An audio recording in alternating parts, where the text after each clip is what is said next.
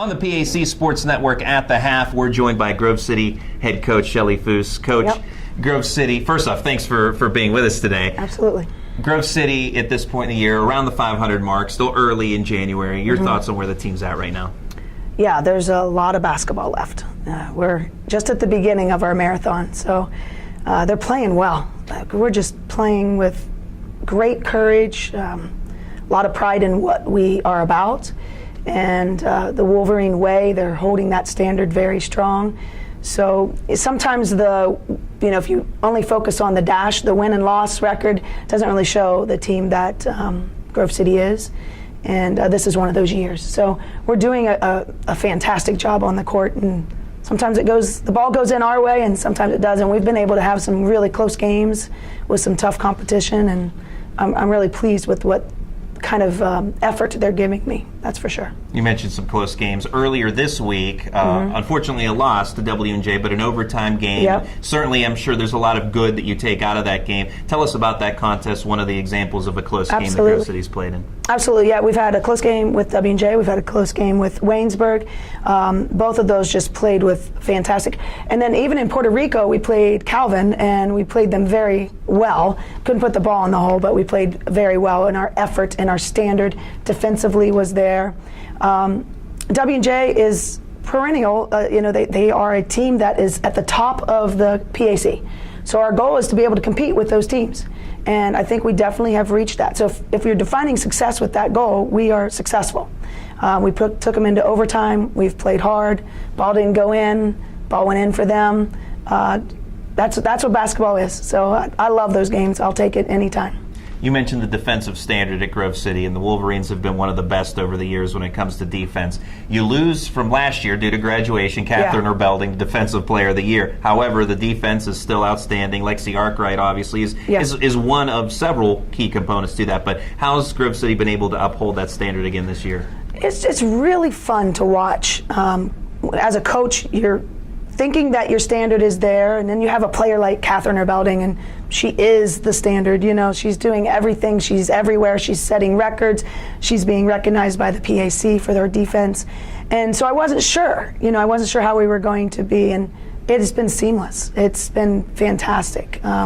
We even have a freshman coming in Balcom, and we call her Finn, so if I happen to slip, her nickname is Finn.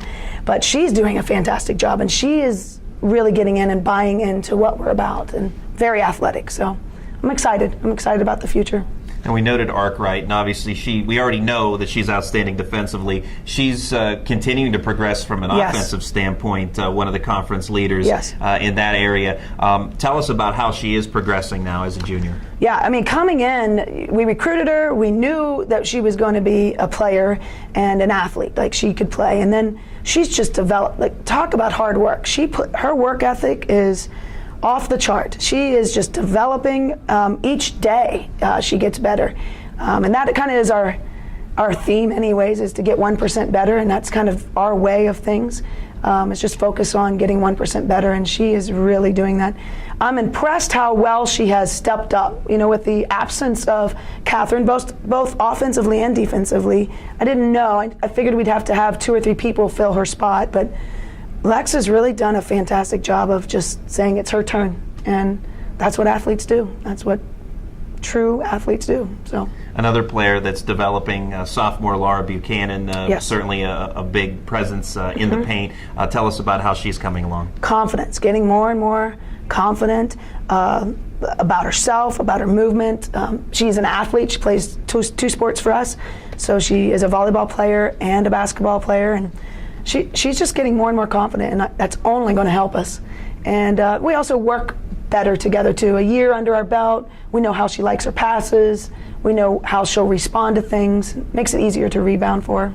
And Jackie Stewart from the guard position, leader in assists. How does she help lead your team as a floor general? She is the general. She's the one that's running the show out there. We have a couple subs that come in and give her a break that are able to play that 2-4 minute time to be able to give her that break. But for the most part, we need to have Jackie on the court to run the show and to call the plays and to make the decisions. And Jackie, one of the senior leaders, Teresa Dallatour as well, unfortunately, she's out for the remainder of the season with a knee injury. But how are they both serving as senior leaders? And obviously Teresa from a different standpoint now as she's on the bench. Big loss with T not being able to be a part of our game day on the court. And part of my idea of who's going to play, like she was the sixth man coming off the bench, even right after that injury, and it was a big gap that I had to try to fill. Mary Airbar has kind of filled that spot as the sixth man, but it's not quite as pulling in that guard that can run the show. So both of them have done a fantastic job. What you might not know is they were my first class. So as I took over the head position, they came in. I recruited them as an assistant, and they came in, and it's been great. They bought in right away. They've been very dedicated to me and to the program. We wouldn't have the success that we have had in the last 4 years without those two and their journey that they've been on. And fantastic people.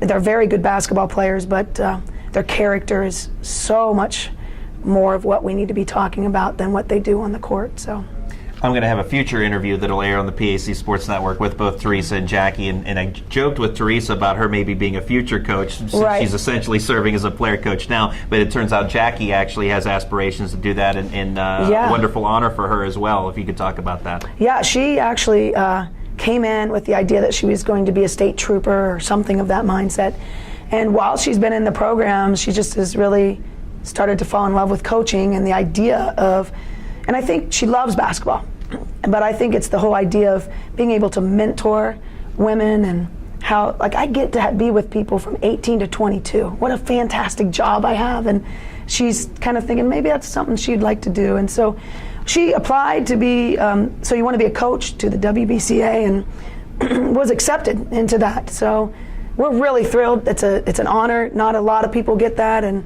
so we're really thrilled she'll be representing Grove City College and herself as she wants to be a coach in the future. Now, this Grove City team, we talked about some of your players. You have so many contributors. You can go very deep on your bench.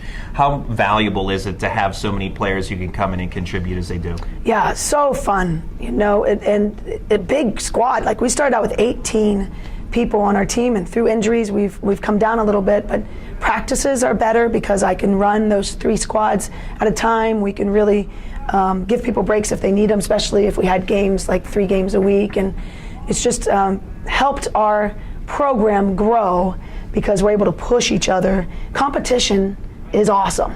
So that makes us better.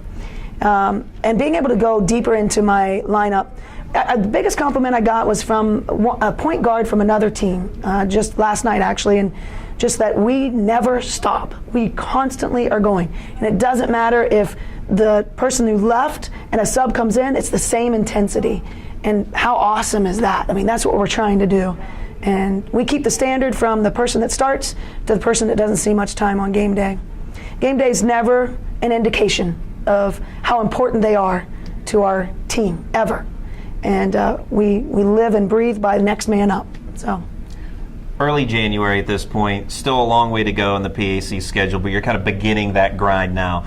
As far as the outlook for this team, you have a lot of talent. Always the effort is there, as we just talked about. As far as how far this Grove City team can go, what's your hope for this team? Well, you know what I've found out is that expectations just about kill you. So, you think you want these expectations, but the gap that you have between the high expectation and maybe what they're not getting, and you try to coach in that, I'm a bad coach when it comes to that. I'm not a good coach when I go by expectations. So what do I expect from them? To give 1% better every day. What do I expect to give that effort that you're seeing that they bring every day? And if they do that, I will be very pleased with whatever the outcome is. Just like the last couple games, you can't decide if it's going to be a win or a loss. The ball sometimes goes in the hole for them, sometimes it doesn't for us. And sometimes it's going to go in the hole for us, and it's not going to go in the hole for them. But the effort, the attitude is always going to be the same for us. That's Coach Chelle Fuss of the Grove City Wolverines. Coach, always a pleasure. Thank you so much. Thanks for your time, and best of luck the rest of the way. Thank you. We'll have the second half when we come back on the PAC Sports Network.